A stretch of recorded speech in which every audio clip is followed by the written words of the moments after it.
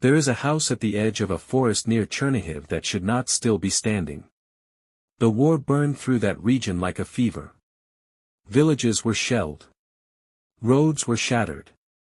Entire streets disappeared under smoke and rubble. But when the fighting moved on and the ash settled, one house remained untouched. Not damaged. Not scorched. Untouched. People said it was luck. The older ones said it was something else. I first saw the house in early autumn, when the leaves were turning the color of rusted metal. The forest around it was silent in a way that forests are not meant to be. No birds. No insects. Even the wind seemed to avoid it. The windows were intact.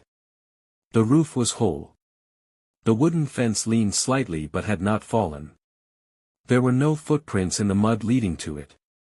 And yet, smoke sometimes rose from its chimney.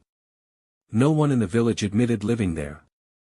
My uncle told me the house had belonged to a woman named Marta long before the war.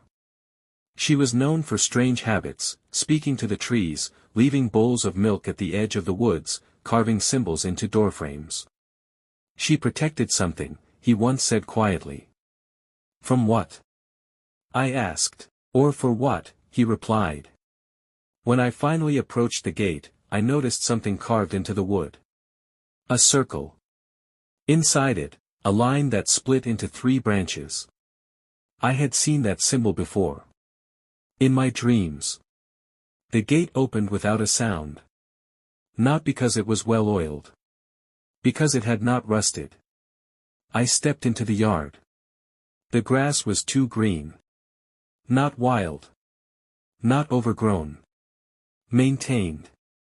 The air felt warmer inside the fence than outside it. The front door was slightly ajar. And though I told myself I would only look through the window, I found my hand pushing it open. Inside, the house smelled of bread.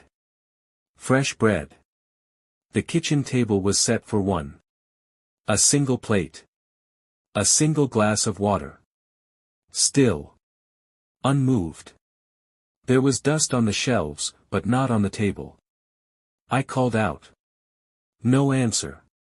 But I felt watched. Not from above. From below. The wooden floor beneath my boots creaked, not randomly, but in sequence. As if something under the house was shifting its weight. Then I heard it. A knock. Not at the door. From beneath the floorboards. 3 slow knocks. I stepped back instinctively. The knocks came again. 3. Then silence. My heart pounded in my ears, but the rest of the house remained still. No wind rattling the windows. No distant artillery. No animals outside. Just waiting. In the corner of the kitchen floor was a square hatch, almost invisible, blending with the old wood. A cellar. The handle was made of iron, cold despite the warmth in the room. I told myself I would not open it. I opened it.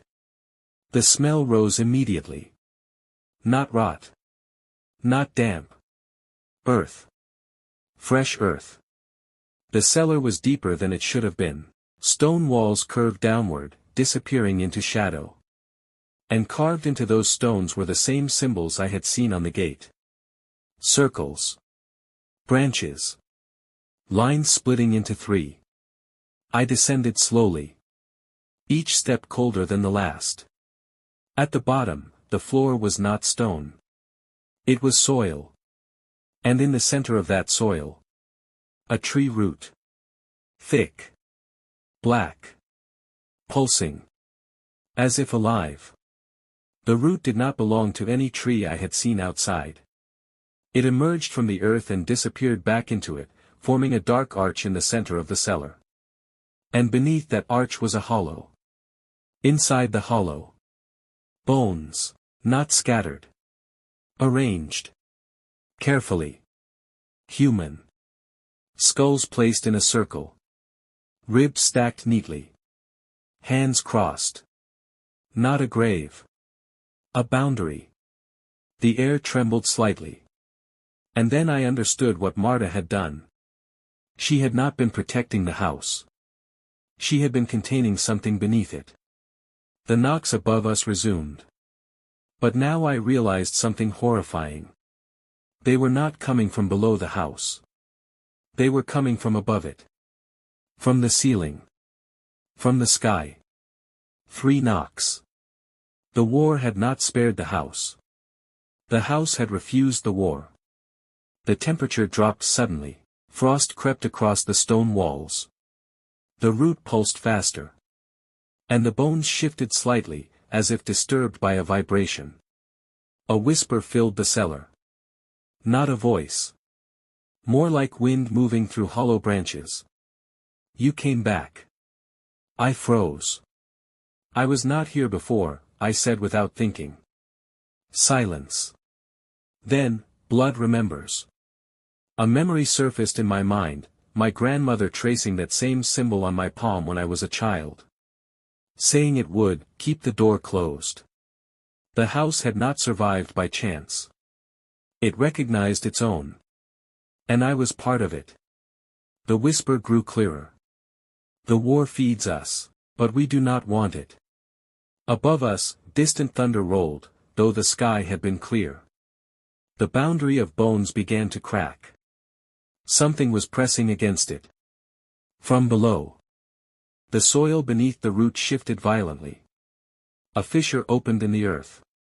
Darkness deeper than shadow spilled upward. And within it. Movement. Not a shape. Not a creature. An absence. As if the earth had a wound that refused to close. The bones shattered outward. The root split down the center. And the whisper became a single command, hold. Without knowing why, I stepped forward and placed my hand on the root. It was ice cold. Pain shot up my arm. Images flooded my mind, generations standing in this cellar, holding the boundary. Keeping something beneath the land from rising. Not evil, not good. Ancient. The war had shaken the soil. Cracked the old seal. And now it needed to be restored.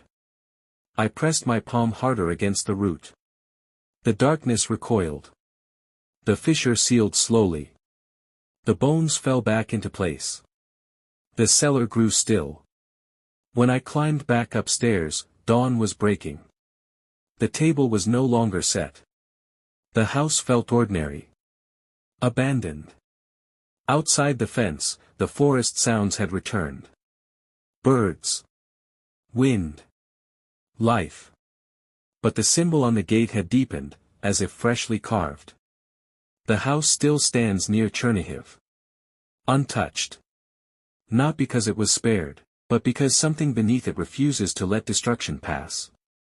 And sometimes, late at night, if you listen carefully, you can hear 3 knocks.